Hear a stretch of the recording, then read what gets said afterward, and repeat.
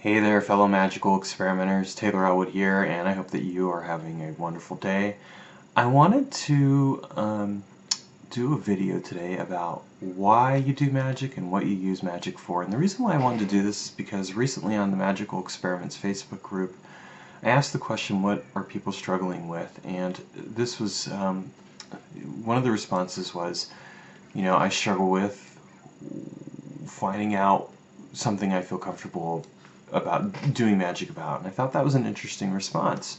So I asked the person to elaborate, and the person ended up telling me that, sometimes they feel like that doing magic to help themselves in some ways would be cheating, that they need to learn certain lessons or have certain experiences, and that doing magic would be cutting corners.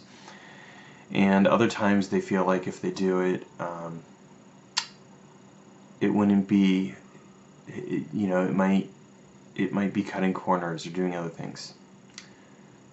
Now I know that when we hear that response, we might say, well, isn't that the point of magic, though? That magic can solve problems? And I would argue that magic, that's one aspect of magic, that magic can help you solve problems. But I would also argue that magic isn't intended just for that. I mean, if you are really serious about the work, a lot of the magical work you do really ends up complicating your life more than it does solving.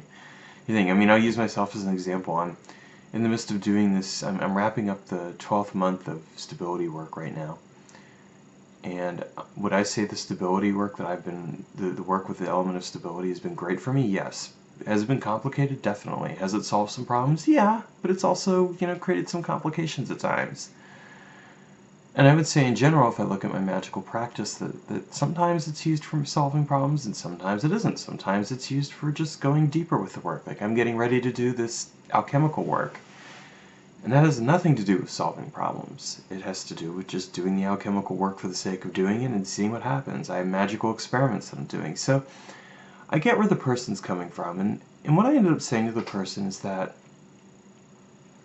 when it comes right down to it, it doesn't matter why other people practice magic or what other people are using it for. What matters is why you are doing it and what you are using it for, and are you comfortable with that?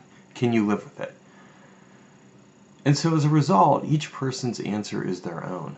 No one person is right about why they practice magic or what they use magic for. And if somebody comes along and tells you that they're right, don't listen to them because they don't know what they're talking about.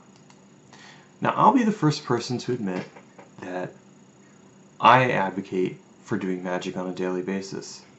And so some people might say, well, if you advocate for doing magic on a daily basis, aren't you telling people what to do? Maybe.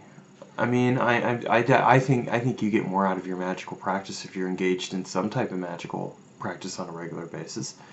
But some people can't do that. They have different reasons. Maybe for them magic only happens at very specific times, like on holidays or whatever. Maybe they can't do that because they just have too much going on in their lives. I'm not going to judge them for it. I may not agree with the thing, but at the end of the day, it doesn't matter. What matters is what they think. What matters is what speaks to them, not what I say. Or at least it shouldn't matter. So yeah, I'll advocate for doing daily magical work, but I don't think that, I write that in my books and stuff. I don't go and beat my drum about it or thump my books or whatever else. At the end of the day, you got to do what you got to do. And in the case of this person, what I basically ended up saying was, her reasons for being cautious about it, about why she did magic and what she used it for, were good ones. It's better for her to be certain about it, about what she's doing and why she's doing it, than to just do it because other people are saying to, or because there's a peer pressure or whatever else. I mean, at the end of the day, just because you can do something doesn't mean you have to do it. And you are the one person who has to justify your choices to yourself. Nobody else can justify those choices, or at least they shouldn't have that authority to.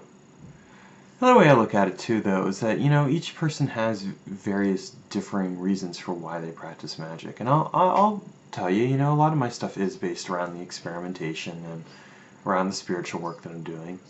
But I use magic for what some people would consider to be frivolous reasons. Case in point, the other night, we had no food in the house, and I needed to go grocery shopping. I found out that my that someone that wasn't going out for dinner after all, but instead was going to be home, and so there was no food, and it was just like, oh my gosh, what are we going to do? So I did some space-time magic and made sure that my shopping trip, which usually takes an hour, got done in a half hour. And while I was there, I also did what I would consider to be a summon grocery store cashier working, where basically I just kind of, the grocery store cashiers were, there were lines and it was busy, and I just kind of put out an energetic call, you know, we need someone else to come out here. And that person came out, beckoned right to me, and off I went, and I got taken care of. And so I was able to get out of there in a half hour, which was great. Some people would say that's a very frivolous use of magic, that that's not why you should use magic. Well, my response to that is, hey, maybe that's not why you would use magic, but that's one of the uses I would put it for. I have no problem with that. At the end of the day, I'm the one who has to live with that choice, not you. I have to live with the consequences, not you. So if I want to do it, then I can do it. And I think really that's the key standard that you have to ask yourself. The question you have to ask yourself is, why am I doing this magical working? What am I doing it for? Can I live with the consequences? That last question is really important. Can I live with the consequences? Can I, is this something that I can deal with on a moral, ethical basis? Is this something that I'm okay with? And if the answer is yes, then go ahead and do it. And if the answer is no, then don't do it. Simple as that. In my case, I was perfectly fine with dealing with whatever consequences, which really weren't any, beyond the fact that people were fed a bit sooner, because that was worth it to me. Other people might not feel comfortable with that. They might feel like it was cutting corners. I'm not going to point my finger at them and say, well, you shouldn't do magic that way. Because it's not up to me.